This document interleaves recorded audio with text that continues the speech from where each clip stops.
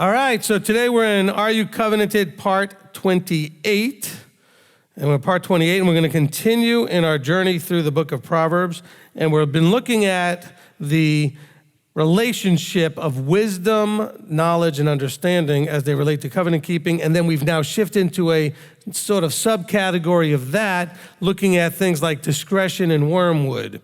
And so we kind of got into wormwood just a little bit last time, and now we're going to see even more about it as we continue actually in the book of Yirmiyahu and Jeremiah. But this is being launched out of Proverbs 5, where in Proverbs 5, it did mention that there's this metaphor for going in the wrong direction, this woman whose lips are strange and they drip with honey. That was in verse 3.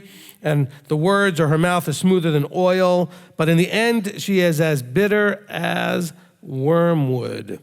And so we're kind of getting into this idea of wormwood. And we're told that her feet go down to death, her steps lay hold of the grave. She does not consider the path of life. So you have to understand there is a path. We call it the derech, the path. What does Yeshua say about himself? I am the way. I'm the path. I'm the way to get there. To what? To life. I'm the way, the truth, and life. And so we're told that there's two paths at least, just to keep it very simple. One that leads to life, one that leads to death. Now, there's lots of various ways to get to death. There's one that leads to life. And we're looking for that narrow path that leads to life, even though there's so many options that would lead you to death. And we don't have to worry about, well, how do we know the option leads to death? Well, just focus on the one that leads to life. The other ones are not to be bothered with. It's not that hard to do, okay? All other paths lead to death. One path leads to life. So we're told that this metaphor for this temptation, this woman would want to end up leading you in a direction that tastes good, smells good, seems like it's great, it's all smooth, dripping with honey, and yet it leads to bitterness and death ultimately. So then we're looking at this idea of wormwood, and so we're going to continue looking at that in Jeremiah 23. In Jeremiah 23. Now, what did we see earlier when we talked about wormwood? We saw that the wormwood had to do with, like in the other places we were reading it, including Jeremiah chapter 9, that it had to do with what? Disobedience, breaking covenant, choosing a different way to do things, forsaking the Torah. We saw that in Jeremiah 9, for example, where it talks about they have forsaken my Torah, which I set before them, not obeyed my voice, but they've walked according to the stubbornness of their own heart. He says, therefore, see, I am making this people eat wormwood. That's Jeremiah 9, 13 through 15. And so he's saying, look, you can choose to do what you want, and I'm going to allow you to do it, but it's not going to work. It's going to just taste bitter. It's going to be something that you're going to regret, you're going to hopefully see. And then if there's time, if you can make the choice, you will teshuvah, you'll turn around and you'll get back on the path. But now when we get to chapter 23, as I mentioned, I think last week, we're going to see how Abba points the finger directly at the leaders in dealing with this problem and being a causal point, a part of the problem that causes this forsaking or this issue that leads to wormwood. We'll begin in verse 1. We're going to read a good chunk of chapter 23. Woe to the shepherds, destroying and scattering the sheep of my pasture, declares Yahweh. Okay, let's stop right there. Goodness, Rabbi, you only read one verse. Okay, let's stop right there. Context. Let's make sure that we understand that this is not talking about evil shepherds purposely, consciously thinking they're scattering the sheep. This is talking about very well-meaning, very much thinking they're doing the right thing, or at least they're convincing themselves. The way that seems right to the man, often leads to death. But these are not those who are coming in purposely trying to destroy the flock. These are those that are set up as shepherds, like the prophet. Remember when Jeremiah had to go up against that prophet, that so-called prophet, and he said, oh no, don't worry. None of this terrible stuff is going to happen. Babylon's not coming, blah, blah, blah. And Jeremiah's like, no. As a matter of fact, you're going to be dead. And so that person at that time wasn't trying to do harm, wanted to be right, wanted to please the king, wanted to please the people, wanted power for himself. He had all kinds of wrong motivations, but I don't think he thought for a second, I'm hurting the people. So as we read chapter 23, recognize that this is a scathing, I don't know the word I want to use here, description and commentary from our king, our heavenly king, on what prophets have been doing ultimately as a result of what they're doing, not the motivator behind them, okay? Because this goes back to just like those who said, Lord, Lord, I did all this stuff in your name. And he's like, you thought you were doing stuff the way I wanted, but you were doing lawlessness.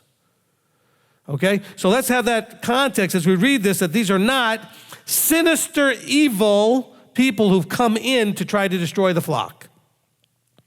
Because we have this still today. People that are causing scatterings in the flock and scattering of the sheep of my pasture, as he says, because of, now go back to Proverbs where it talks about the smooth, the honey dripping, the teaching in ways that you like to hear. We call it ear tickling, okay, for your itchy ears. And itchy ears meaning you want them to be scratched a certain way. So you're looking for those that can scratch them a certain way, tell you what you want to hear. And so let's understand that going forward through this chapter, he's talking about those that would hold themselves in authority. They could be self-anointed, self-appointed. They're claiming they're doing all the right things to the flock, but the ultimate result is damaging, scattering. This is why the whole beware false prophets teaching that I did, which was really to teach about the anti-Messiah, could have actually also taken it into the other directions, dealing with all those that would be falsely preaching the word with authority. Because remember, what does a prophet do? Preaches the word with authority. Okay, that's simple as it is. It's not speaking only of the future or speaking this way. Let me tell you what's happening in next year in the world events. And, let me explain to you Matthew 24 with Daniel 9 and Revelation and etc. No, the prophet speaks the word with authority. We go back to the first time it comes up with Moses and the 70. Where they were prophesying. And Joshua gets all upset because they sound like Moses. Moses generally wasn't talking about what would happen in the future. There was a few times when he said, okay, and when you mess this up, and you will. But mostly what did he do? He spoke the word of the Creator with authority. Okay, now here there are those that are claiming that, and we see this come up quite a bit in chapter 22 and other places where it talks about those that would speak a vision of their own heart, those that would, speak, the false vision. We see this come up in Ezekiel. We see this in other places. Those that said Yahweh said when Yahweh had not. I'm sorry, I always say it this way, when Yahweh had not said. Okay? But they're claiming it, and guess what? The poor flock doesn't know the difference. Because it's hard for you to know if that person really is anointed and appointed and speaking the word with authority. That's where you use the tools that are given to you, the prayer and submission through the Ruach for discernment. And that means that you have to be careful that the small voice you're hearing telling you, yeah, that's the one, isn't really your voice trying to mimic his voice. Because you like what you heard from that one.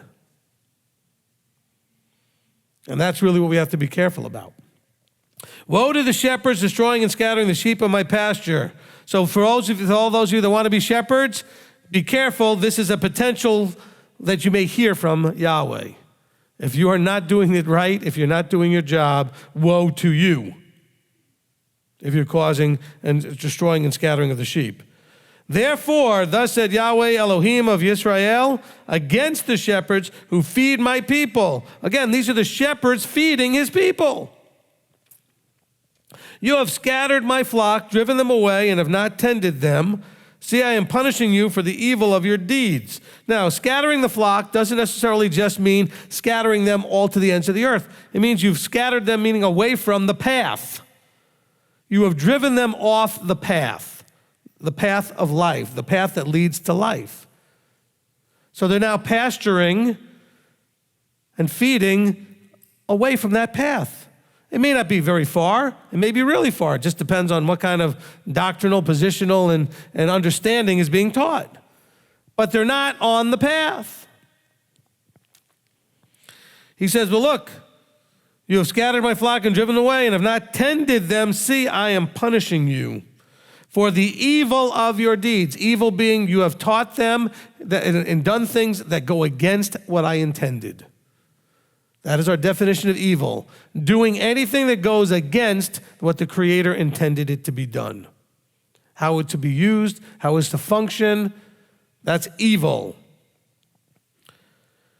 He says, therefore, I shall gather the remnant of my flock out of all the lands where I have driven them, and shall bring them back to their fold, and they shall bear and increase. So, of course, some of them have been scattered almost everywhere. Because remember, Jeremiah is dealing with what? Who's coming to take away Israel at this point? Babylon. Okay, so has the northern kingdom already been taken away? Yes. Okay, so now they have been really scattered. And he said, look, I'm going to gather my remnant. And of course, the northern kingdom has already been enjoying their punishment, so to speak. I mean, obviously, that's a little tongue-in-cheek. But they've been already in their punishment for a little while. Of course, he's a little bit more frustrated with the southern kingdom because they didn't learn the lesson of the northern. They got to witness that, and still they're about to have the same thing happen to them. He says, I'm going to bring them back to their fold, and they shall bear and increase. And I shall raise up shepherds over them, and they shall feed them, and they shall fear no more, nor be discouraged, nor shall they be lacking, declares Yahweh. So he's already telling them, look, you guys are messing this thing up, but I've got another group here that I can call back. And they've been, kind of licking their wounds and kind of figuring this out as they've been suffering. And you guys need to wake up. And I'm going to raise up shepherds. See, the days are coming, declares Yahweh, when I shall raise for David a branch of righteousness, and a sovereign shall reign and act wisely, and shall do right ruling and righteousness in the earth. So we know that this is talking about ultimately Yeshua, the branch, the netzer. Okay? By the way, one of the things that challenged me when I went on my journey is some of the verses in the Brit Chadashah in the New Testament that I really couldn't find a relationship in the Old that like it claimed. And one of them was, it talks about there's a prophecy that there would be a Nazarite, that out of Nazareth or a Nazarite would come. But it's not Nazareth or Nazarite, it's the fact that it's a netzer, the branch. And so he's prophesied here, the netzer. But if you don't know Hebrew, you don't know that. So you have to understand the Hebrew to know where that comes from. He said, I'm going to raise a branch of righteousness, and a king, a sovereign, shall reign and act wisely and do right ruling and righteousness in the earth. And in his days, Judah shall be saved, and Israel shall dwell safely. And this is his name whereby he shall be called Yahweh our righteousness. Is not Yeshua basically understood as being Yahweh in the flesh? Is not the way I explained it to you in the Do You Know the Father and the Son, the Yahweh of the Old Testament? Is not he also known as the One, the righteous one? And it's his righteousness that we expect will be imputed to us as we need it to enter into the kingdom. And so he's talking about Yeshua here. Therefore, see, the days are coming, declares Yahweh, when they shall say no more, as Yahweh lives, who brought up the children of Israel out of the land of Mitzrayim, but as Yahweh lives, who brought up and led the seed of the house of Israel out of the lands of the north, and from all the lands where I have driven them, and they shall dwell on their own soil. We're still talking about the Exodus. There's tons of movies about the Exodus. We're getting closer and closer to Passover when they'll be all on TV again and everybody will be playing all these Exodus-related movies. But yet there's going to be this bigger, greater event that they won't even be talking about the other event anymore because this one will be so much greater. Has that happened yet? No. There are those that claim, though, that it has. Really, what event has happened that we can point to that in any way would be looked at as greater than the Exodus out of Egypt? Have we seen anything remotely that looks like that? No. So let's be careful with those people out there teaching that somehow this has already happened. They taught it about how they all came together. For example, in 1948, they came back to the land of Israel, so it's fulfilled with the 1948 establishment of the nation of Israel. That's not what this is talking about. Because I can even promise you that even in the Jewish community, that as excited as they are about that, they don't talk about that on the same level they talk about the Exodus out of Egypt. Okay? Now, verse 9. Oh, let's go back to verse 8. It says, and they shall dwell on their own soil. So we're not just talking about some. He says, but I'm going to gather all of these people. All the people that I've scattered, everywhere they've been scattered, I'm going to bring them back to the land. Only a very small percentage has come back. Okay? Oh yeah, there's a lot of Jews right now in Israel, but there's also still a lot of Jews everywhere else. If you want to just look at it from the Jewish point of view, forget about all the rest of the 11 tribes. But there's those from Judah, which included, of course, some of Benjamin and some of the others in small pieces, but mostly it was just Judah. So that hasn't happened. Verse 9, my heart within me is broken because of the teachers of Torah, those with the job to lead my people, the prophets, those whose job it was to speak my word with authority. My heart within me is broken because of the prophets. All my bones shake. I am like a drunken man, and like a man overcome by wine because of Yahweh and because of his set-apart words. Wow. For the land is filled with adulterers, for the land mourns because of a curse.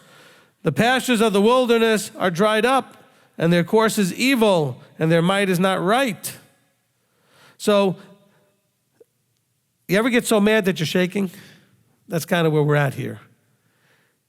He is so at that limit and looking what these so-called prophets are doing.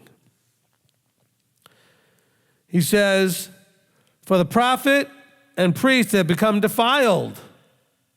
Even in my house I have found their evil, declares Yahweh. So now he's not just saying the so-called self-anointed or whatever prophets, but because anybody could be a prophet. They can come from any tribe. So anybody could just sort of pop up and claim to be a prophet. He said, no, my priests. Well, that can't just be anybody. It can only be the Levites. And as far as the Kohanim, it can only be the Levites that are descended from Aaron. So he goes, even my priests, he goes, the prophet and priest have become defiled. Even in my house I have found their evil. So in my house I have found them doing what? Doing that which was not authorized, or doing it in a wrong way, in an inappropriate way, against how I designed it to be. That's what he's saying here.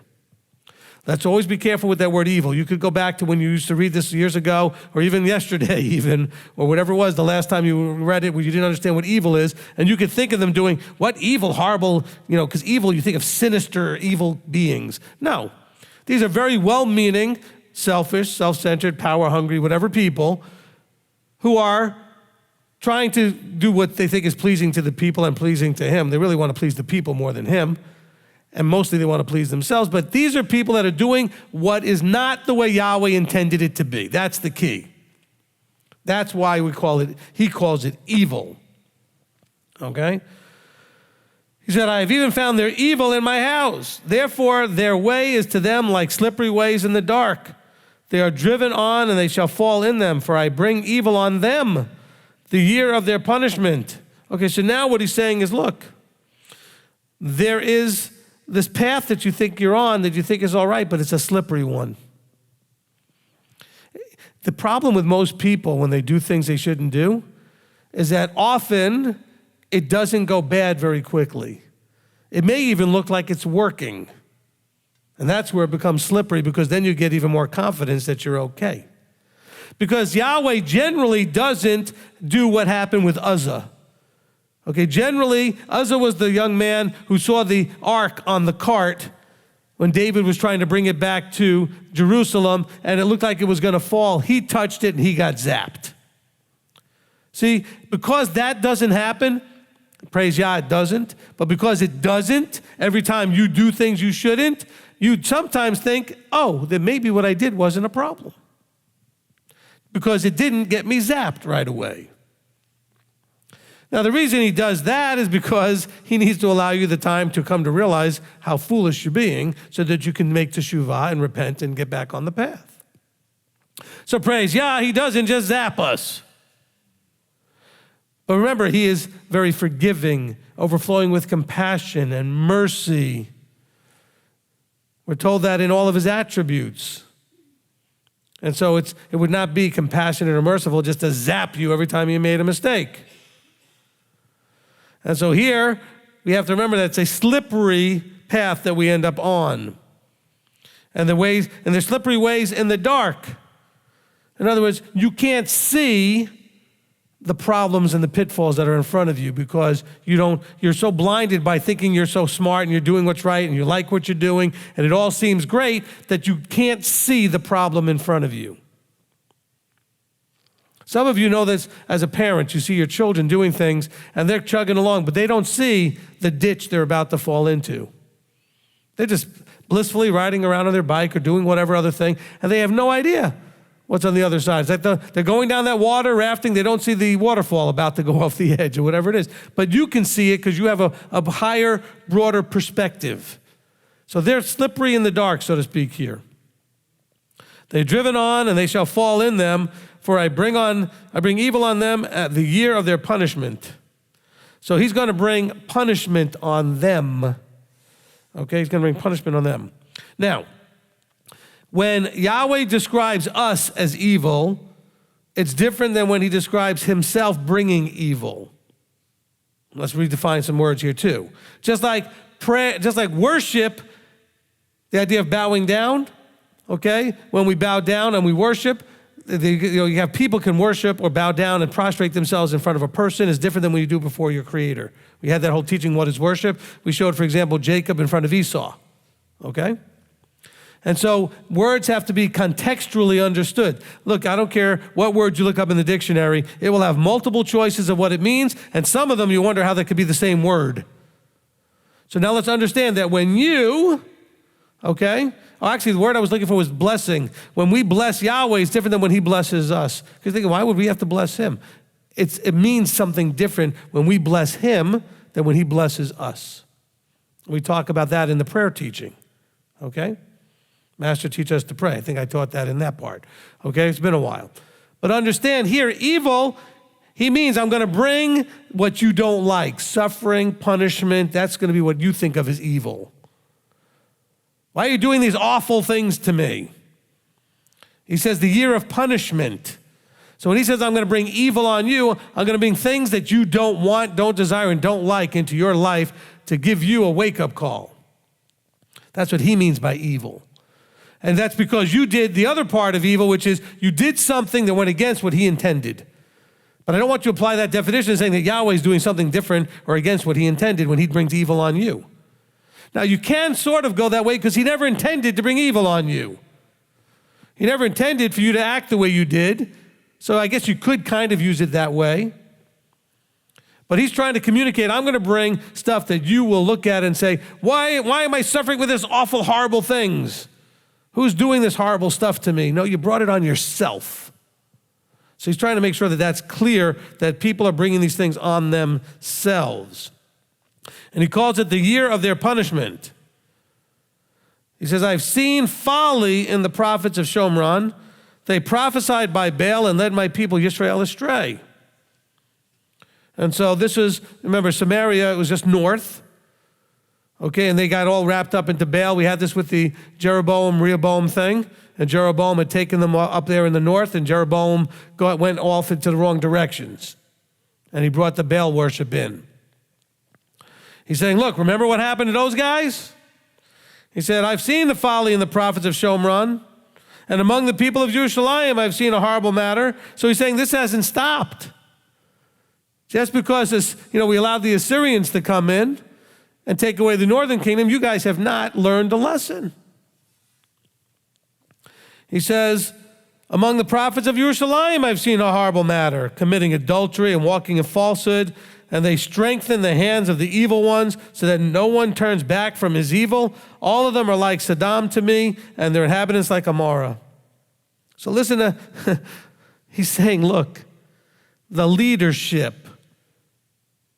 Okay, because again, I've always and you know this, have talked sort of relentlessly about there's a need for structure and leadership, but then it's important that the leadership understands the burden of responsibility that falls on them. This is why I've said over and over, for them there is the double judgment, because they have that responsibility. And he's saying these people here are about to get that double judgment because they have been doing horrible things. Committing adultery, probably literally in a sexual way, as well as going after other mighty ones. Walking in falsehood. And by falsehood, again, they're claiming something that's false to be true. That is the major part of this. They're not just doing what's not true. It's their insistence on teaching the people it's okay to break that law, do this thing different, or do whatever. You know, if the mainstream church wants to claim that they are actually the church or the body that followed through from this point, they're doing all of this. Their leaders are walking in falsehood and adultery and doing all the other things that are claiming that they're right when they're wrong. So more than worrying about the people in the churches, worry about all those leaders teaching those people in the churches. But they're also living through that, our fathers have inherited lies and been given strong delusion and all that. But that's where they need to have that understanding. By the way, this is also why if you ever came out, all of you listening, if you have come out and you were a teacher, preacher, shepherd, pastor, evangelist, prophet, whatever, in mainstream, you could all think, well, who are you to tell me? Well, I don't care. You need to put your microphone down and go get trained. Okay? And that's a big problem in the body. You are hurting you and them, and you're going to get a double judgment. There's not a person that can walk from their Baptist, Pentecostal, Methodist, Catholic, whatever pulpit, change from Sunday to Saturday and Christmas and Easter to the feasts, and think they're ready to preach. Because there's so many things you don't even know that you don't even know. Oh, you're so cocky and you're so... I don't care what you say. I'm just going to say what I got to say. This is hurting the body. But you don't understand. I've been preaching for 25 years. No, but you don't understand. You're hurting you and the body. What do you mean I don't understand? I'm watching you hurt the body. You're causing confusion. What you're doing is, this is again, Yahweh talking to shepherds. What is the big problem here in chapter 23? The shepherds are convincing the people that they're in the right place, doing the right thing when they're not. If you're coming out of one of those mainstream churches and you're going to go ahead and teach the people Torah through those filters, you're convincing them that they're in the right place, doing the right things when they're not. Because you're still mixing what you've always already been taught and what you always knew. If you are a teacher, prophet, shepherd, whatever, he says, woe to the shepherds, verse 1. He didn't just talk to the prophets. You want to call yourself a shepherd, not a prophet? Fine. Call yourself a pastor. Put the mic down. But then how am I going to make a living? Get a job. And then go sit under somebody and take some time to learn, more importantly, to unlearn what you don't know that you don't know. Learn what you don't know that you don't know, because you have no idea how much, because you'll think, well, I'm sure that grace is right, and my belief on the trib is right, and just because all you think that's wrong is that you were eating pork and that you kept Sunday instead of Saturday and Christmas and Easter. That's just the tip of the tip of the tip of the iceberg. You were not taught grace right. You were not taught covenant right. You were not taught about the heart right. You were not taught right. Okay, I don't know what else to say. That doesn't mean you didn't have anything right, but you're not in a position to know which was which yet. It takes time. I'm not saying you won't get there, but you're not going to get there if you grab a mic and just start teaching everybody as if you, hey, I'm Messianic now. Goodness gracious. Really? It takes a long time. It takes a long time to be open to receive that what you've always been taught in so many ways was just not right. I'm not saying it was all wrong, but we're talking about perverted and twisted. In other words, it was not completely like a totally different thing. You just understood it in a slightly or greatly twisted way. Oh, you understood about salvation, but you understood it probably in a somewhat twisted way. You understood about grace, but in a somewhat twisted way. You understood about, all these different things, but not in a correct way. How do I know? Because you came out of a system that taught you wrong. And if you became a teacher of it, it just meant that you were even more ingrained and more expert at it than the average person. So who's going to take a harder charge? Who's going to be more work to change, you or the average person? You. Because not only did you live it, but you taught it. And look, he's talking to the teachers, prophets, leaders right here in chapter 23. He says, and among the prophets of Jerusalem, I've seen a horrible matter. He thinks it's horrible when we do these things. Wow. Do you want Yahweh to think that you're doing anything horrible? We're worried about disappointing him. Disappointment is like on such a light level compared to he thinks what I just did was horrible. A horrible matter. Committing adultery, walking in falsehood. So maybe you're thinking, well, I don't do adultery and I'm not doing idols. Fine, but are you walking in falsehood? What is falsehood? Falsehood is almost always doing something you're convinced is right, but yet it's still wrong. It's not like they're doing it knowing it's wrong. Some, probably, very small percentage, so we're not going to worry about those guys. The majority of them are the Lord, Lord, we did all this stuff in your name guys. And they don't know that they didn't know. Those, I'm telling you, was there anybody that you can imagine more shocked than those guys going, Lord, Lord, and he says, I'm sorry, I don't know you. And they're like, what? Really?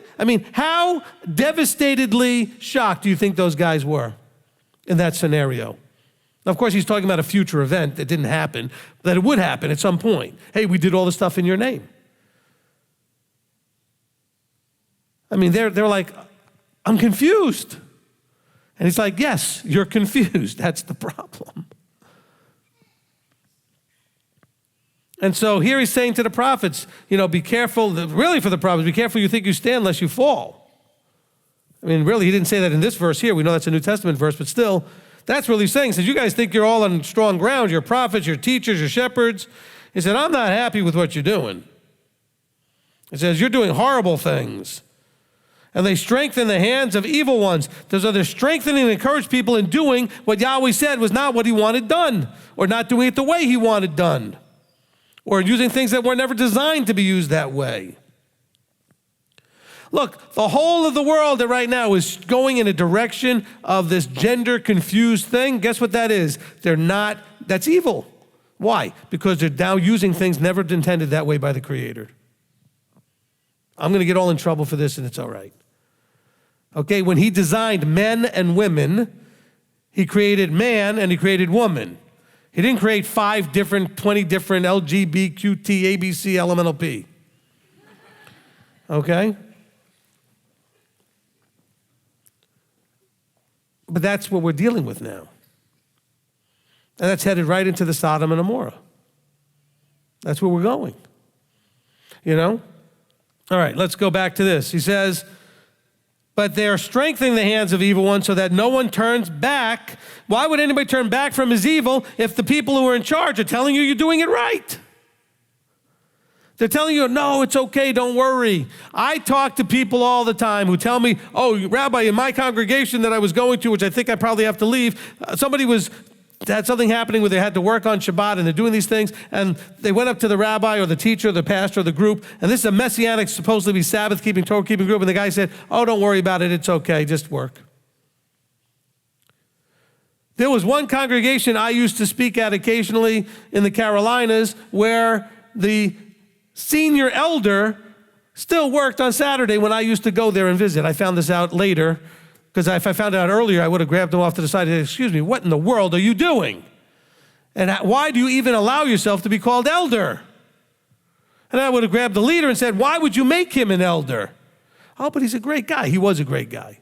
He is a great guy. I'm sure he's still around, but he's not a guy who has wisdom enough to know that you can't be an elder. See, that's the body being led by an elder who's working on Saturday. Look, there's a whole ministry attacking me all the time, and you know who I'm talking about, who if his boss calls him into work, which he says happens a few times a year, he goes in on Saturday. And that same leader who you know I'm talking about, the very first feast we did together, he didn't show up for the first holy day because he was working.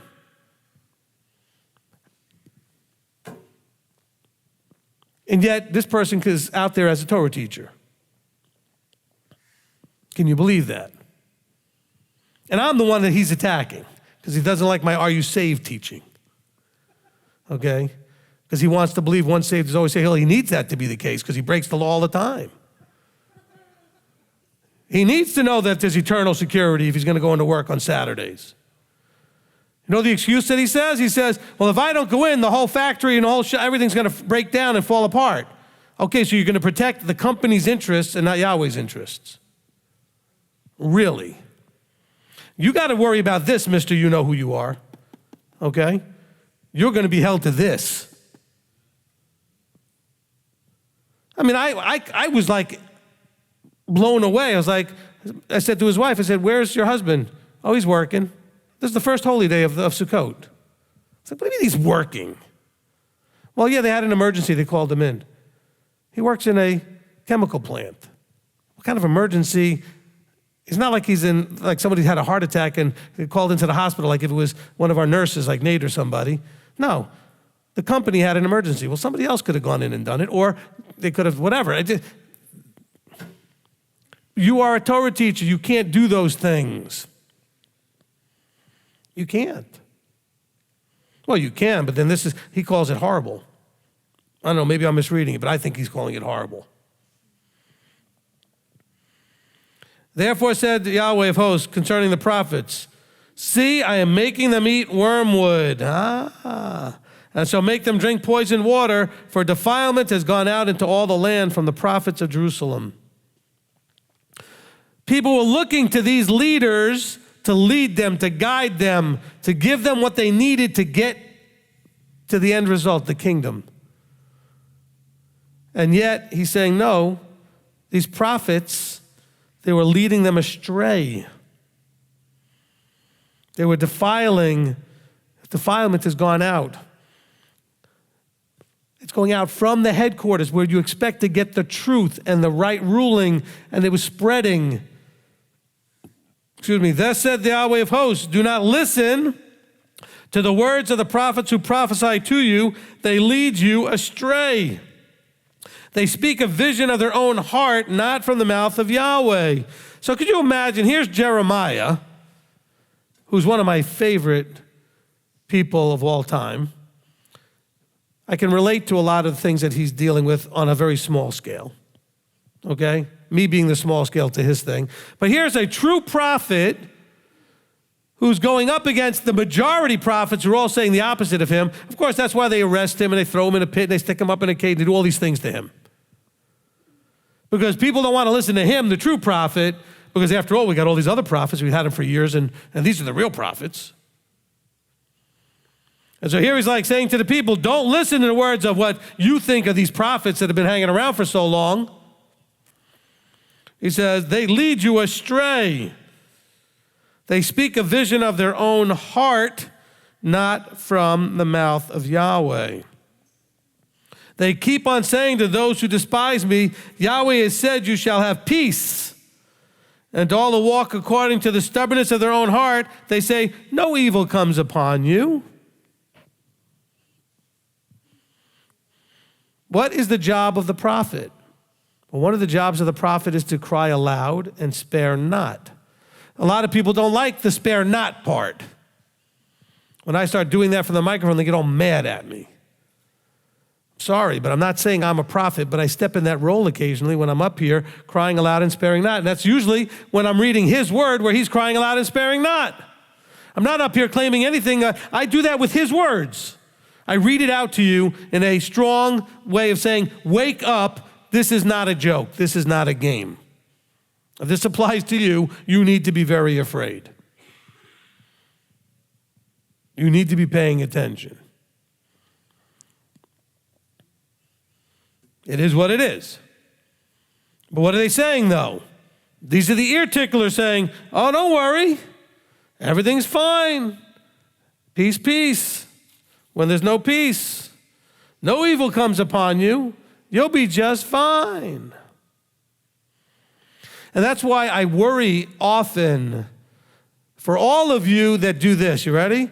You feel like you need to get on Facebook posts and answer people's Torah questions or correct them on something that they say or do, which puts you into this role, and if you're wrong, you've got trouble.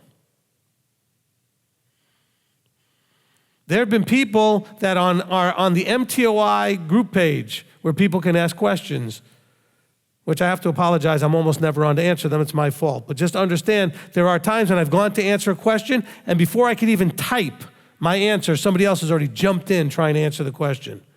I'm like, why? Why would you do that? And on top of it, their answer was, in my opinion, it was wrong. But why would you do that? Well, I want to help them. Okay, but do you want the responsibility if you're wrong? See, you're only thinking of half the equation.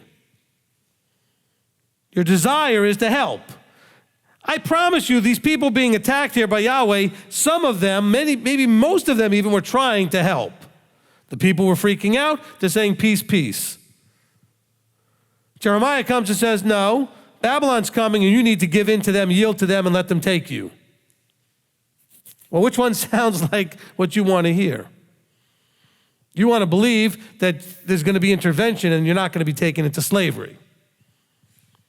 And here the true prophet says, no, they're coming, surrender to Babylon. That person sounds like they're, you would call that treason. Matter of fact, they did call it treason on Jeremiah.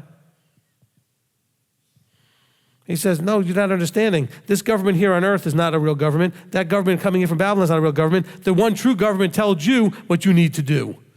Listen to your king, not this king here, this human king. And he said to the human king, you need to be listening to your king. And the human king's listening to those idiot other prophets. You got to take this seriously. But mostly I'm telling you, the reason I'm saying it this way is I want two things. One is, if you're listening and you're a leader, be very aware of what you are asking for in terms of the level of judgment you're going to be scrutinized with. And if you're a person following under any leader, then you need to be looking for, am I under the right leader? Because I don't want to be just listening to someone who's tickling my ear, who's telling me what I want to hear. And by the way, you may find yourself, some of you, it's going to be one of two things. If you came from, let's just use for an example, Baptist or Pentecost, doesn't matter, Lutheran Methodist, whatever it is that you were, either because you came out of that, you may prefer someone that sounds like from that because it sounds familiar, or you may purposely never want to go near that because you already know you don't want that. Okay? But there are some of you that you're not going to even realize that the reason you like a teacher is because they come from the same place you do. And so you find it comforting because certain parts of it are familiar. And so that's where I come up with these phrases like Messacostal, Messabaptist, Messalutheran, because it's a mixture. Because the teacher is still teaching you that denominational doctrine in the context of Torah observance. So it's a slightly adjusted, twisted, in Yahweh's words, perverse way of doing it. And it's very hard to even realize you're doing it because basically you don't understand what you don't understand when you're brand new to this, maybe not brand new to teaching. Some of you out there with microphones have been doing this longer than I've been doing this, meaning you may have 30 years at a microphone. I don't have 30 years at a microphone. I got 20 years at a microphone. So you might be like, oh, I got 30 years at a microphone. But what were you teaching for 30 years? And you went to yeshiva or you went to seminary. You probably didn't go to yeshiva. You went to seminary and learned how to do that. And then you came out, and now you don't think you need to go to a new schooling and get retrained? For how many years did you have to go to seminary? 3, 4, 5? I don't know how long a seminary is. How long is seminary, anybody? 5, 6, 7 years? Okay? So why would you not need to go through that again under a anointed, appointed Torah teacher? Messianic Torah teacher, to be clear. You're not looking just for an Orthodox Jewish teacher. Don't you think that makes any sense? Because I've got people all the time, oh, but I like these guys. So what does liking have to do with anything? Are they being effective in the right way, whether you like them or not? All right. I'd like you to like me. I really don't care, though. If you understand what I'm saying, I want to be effective. And if that means smacking a few toes or getting in your face a little bit, I'm sorry, that's what I have to do, is what I have to do. Have you not been coddled enough in these other places? You want to be coddled? Go listen to Osteen, you'll be coddled. That man may be just as much a motivational speaker as like a Tony Robbins or any of those other motivational guys. I don't even think you get a verse each week. We've had enough coddling. And I'm not talking about just the fire and brimstone. This isn't fire and brimstone. You better figure this out or you're going to hell or this and that. This is, you are covenanted and you have a relationship and you're screwing up that relationship. That's as simple as it gets. And you don't even realize you're doing it because you got to have somebody screaming out loud to read this stuff to you to get you to realize, I wonder if I'm doing this. And then you can start figuring it out. Because maybe you are, maybe you aren't, but have you ever even thought to check?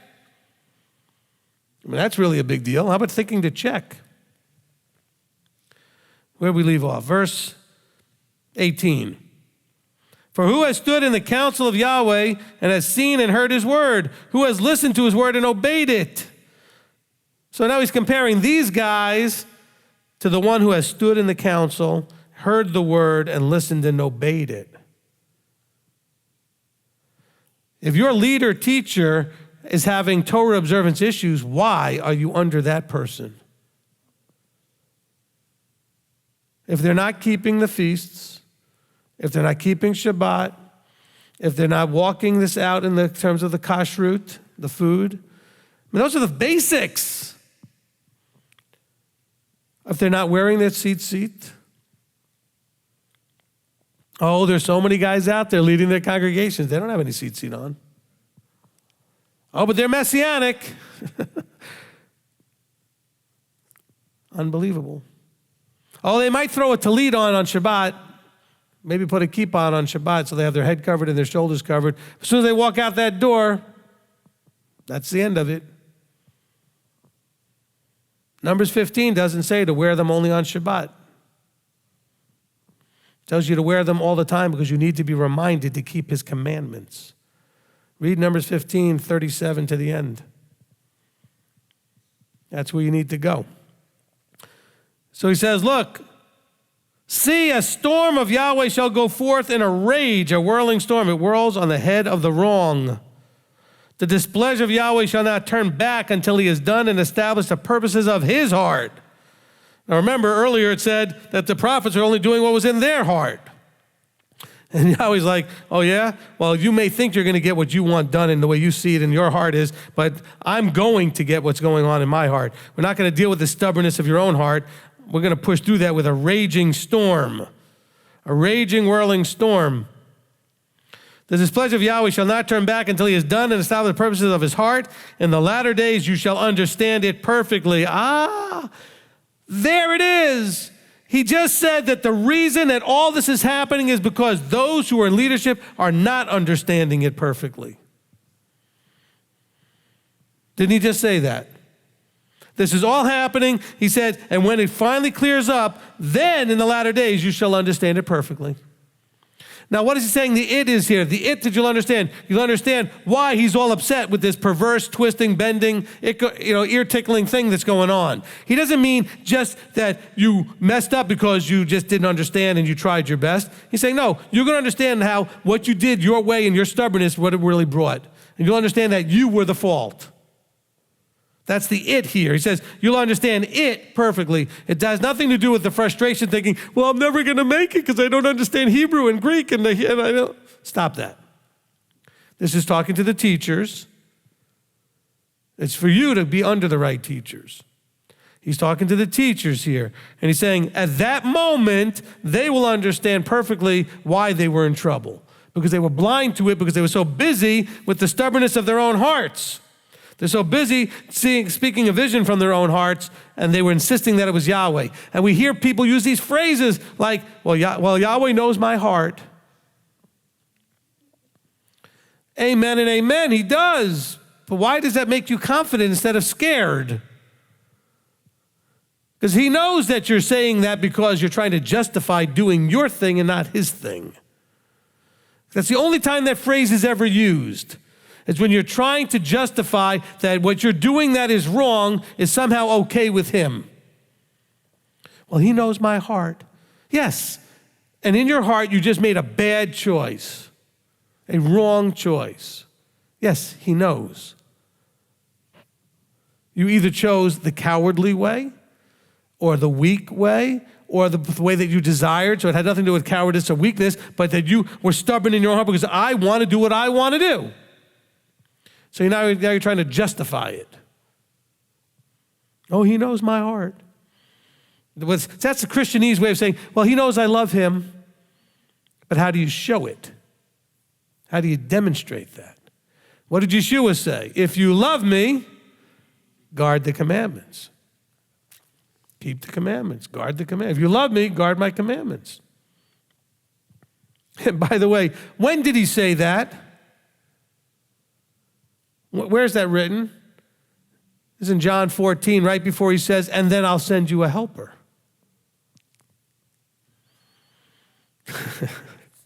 The context of it is striking. Okay? In verse 15 of John 14, it says, if you love me, you shall guard my commands. And then verse 16 says, and I shall ask the Father, and he'll give you another helper. Oh, the Christians never want to focus on verse 15, just verse 16. I'm going to send you a helper. But it's in the context of, if you love me and guard my commands, I'm going to send you the helper. So I don't know what to read into that with everybody out there in the mainstream Christian churches all thinking they're filled with the Ruach. Because that doesn't flow according to what Yeshua just said in John 14. Oh boy, I'm winning friends and influencing people all over the place.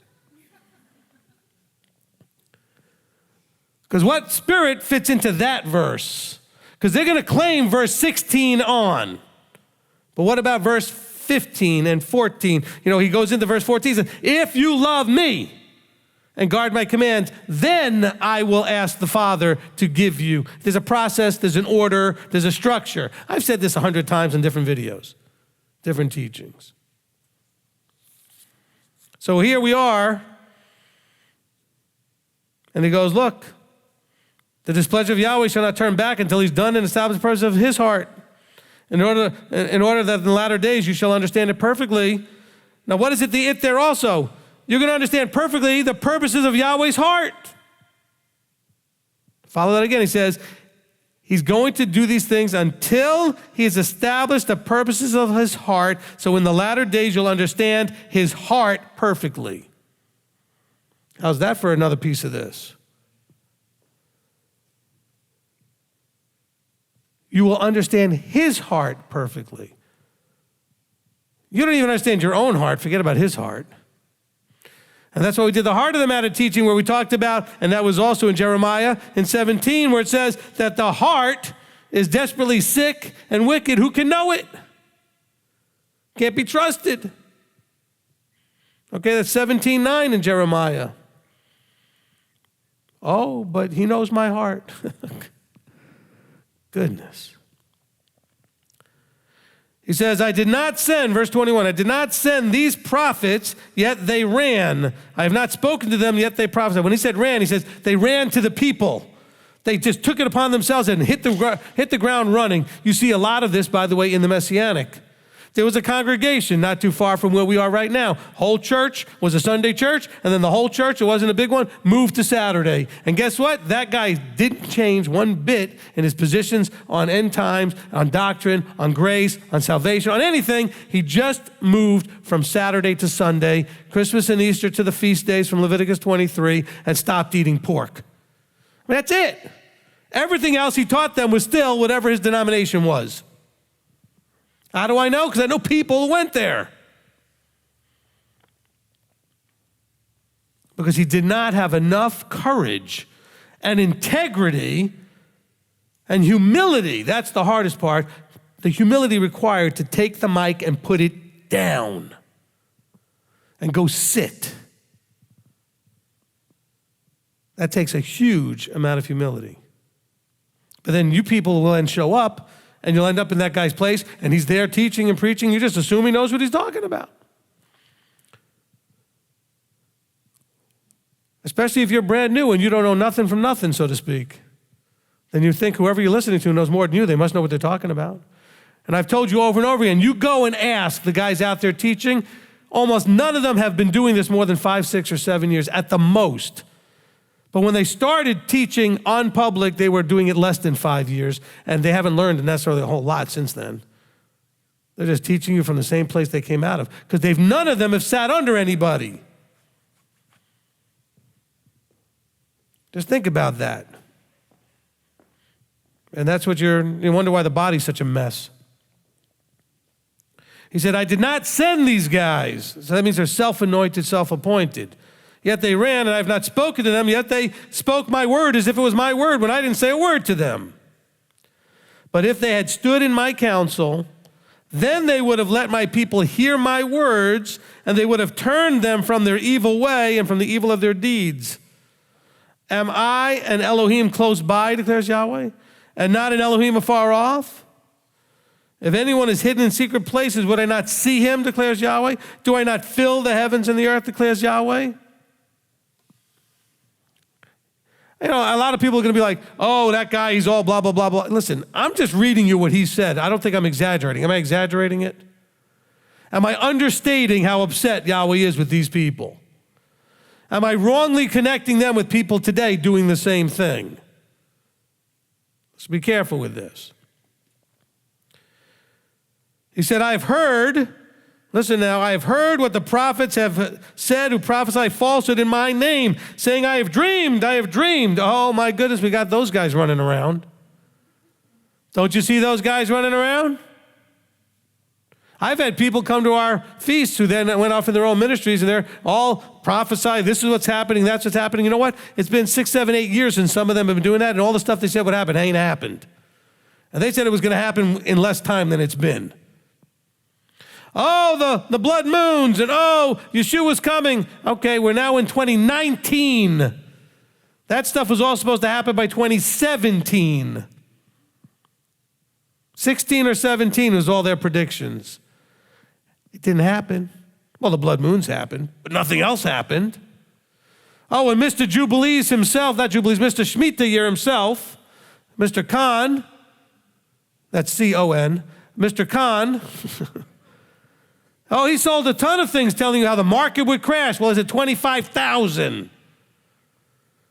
And all these things were going to happen financially on the Shemitah year. Well, maybe he calculated it wrong. But he's not giving any refunds.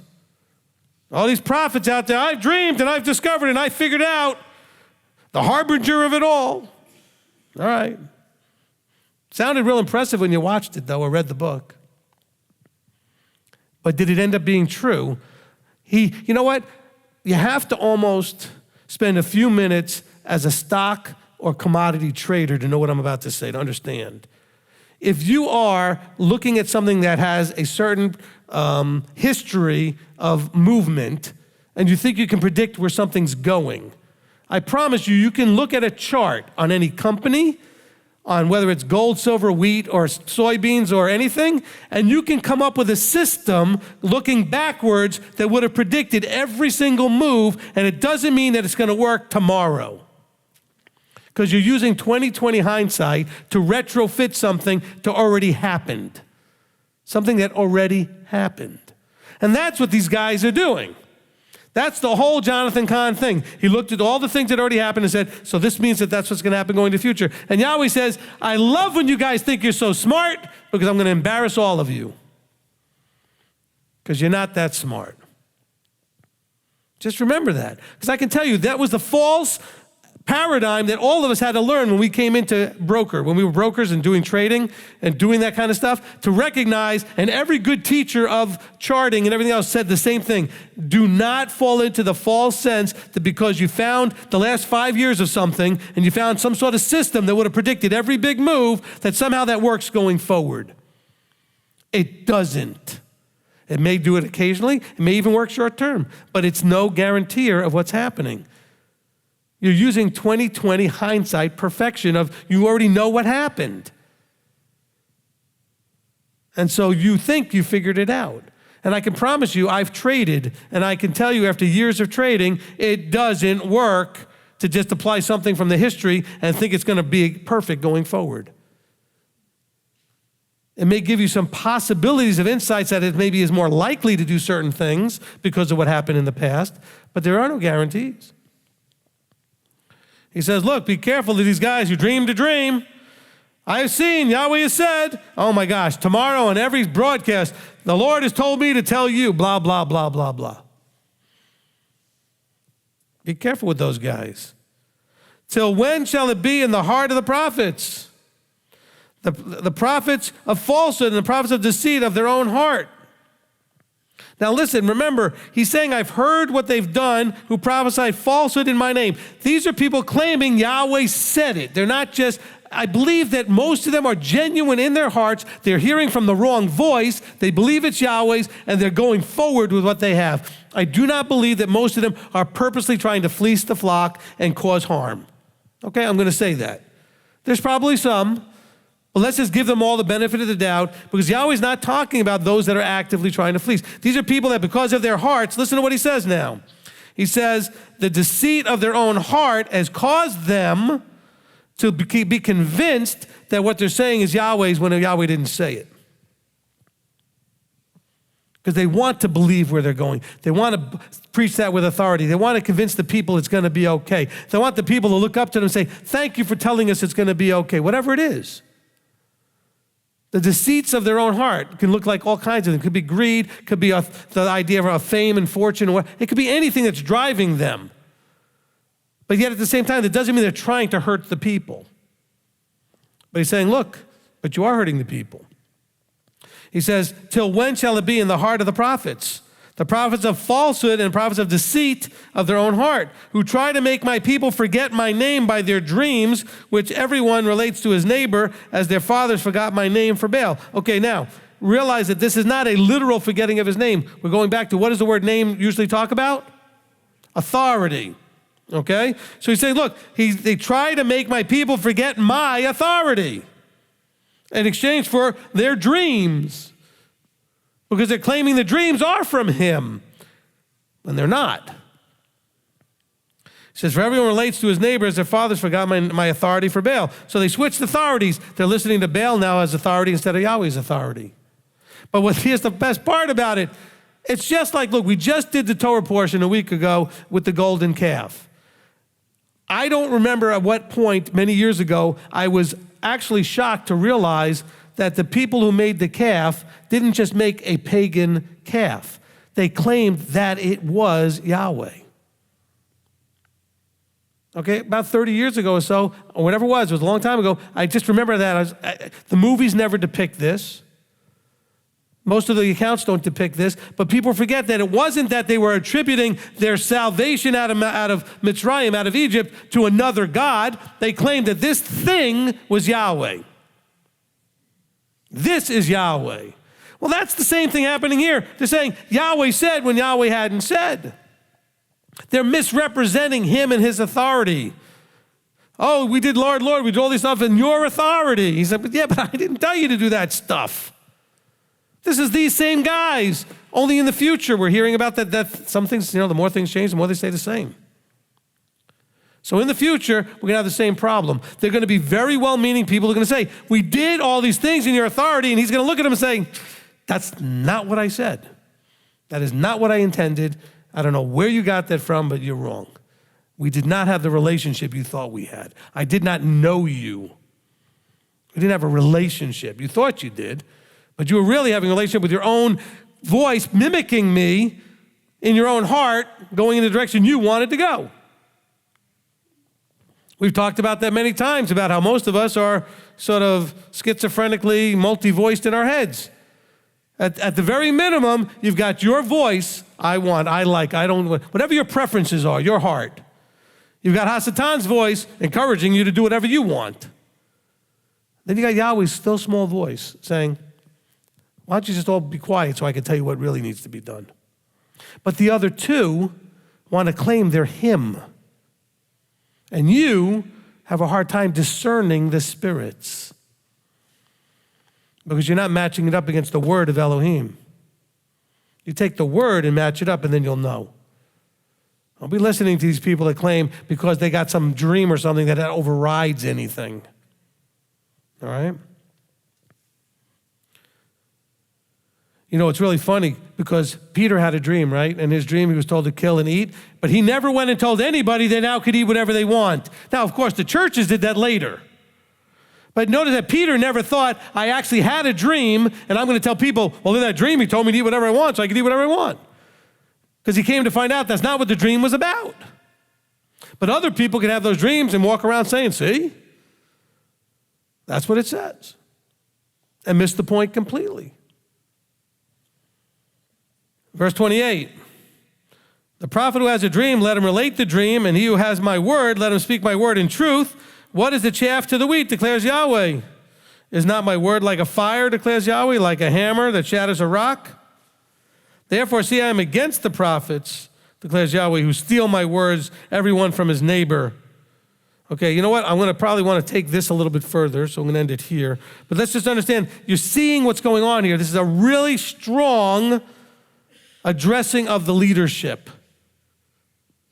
Now, don't take this wrong. It's not that there's not supposed to be. He says within these passages, I'm going to raise up appropriate leadership. There are appropriate prophets. He doesn't say I'm going to get rid of them all and just talk to you through the Spirit directly. Everybody, I'm just going to give you a direct message. Not what he's talking about here.